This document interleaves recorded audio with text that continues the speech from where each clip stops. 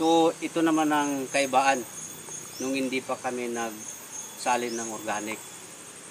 Noon, ang ano lang namin, income lang namin ay coconut lang. Every 3 buwan, yun lang ang income namin. Pag walang walang bunga ng coconut, wala kaming income. Kunti lang income namin. So pero sa pagkangayon nandiyan ang organic, sali na kami ng programa sa organic kay Agrifinoy. Ito na, maraming kaibahan sa buhay namin. Lalo na andyan ang organic. So ito ang simula. Dito tayo magsimula sa saging, banana. So noon, walang banana. Makikita mo dito sa sa loob ng niyog. Dahil puro lahat ito niyog na. So ibig sabihin isa lang ang iniintay mong income. So ngayon, may saging na, may gulay pa. So ang income, noon naging ang anak ko humingi ng 10 pesos, ang may bigay ko lang is 2 pesos or 5 pesos.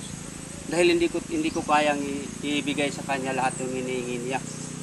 So ngayon, kahit maghingi pa siya ng 10 peso at saka 20 pesos, pwede ko nang ibigay sa kanya dahil ito na ang dagdag income sa aming pamilya, lalong-lalo na sa aking mga anak.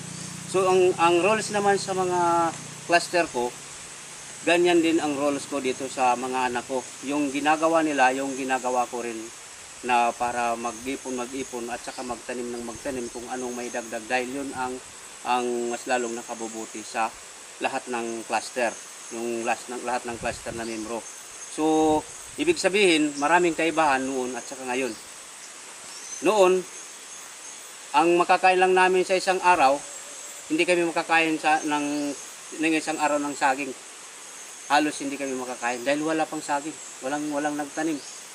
Dahil ito na ang yung sa pagsali namin sa organic, ito ang tinatawag na diversify. Lahat na dito pwede mong itanim. So lahat dito ang tinatanim ng tao ay pwede ng income, mag-income naman sila. So yun lang masasabi ko. So maraming salamat.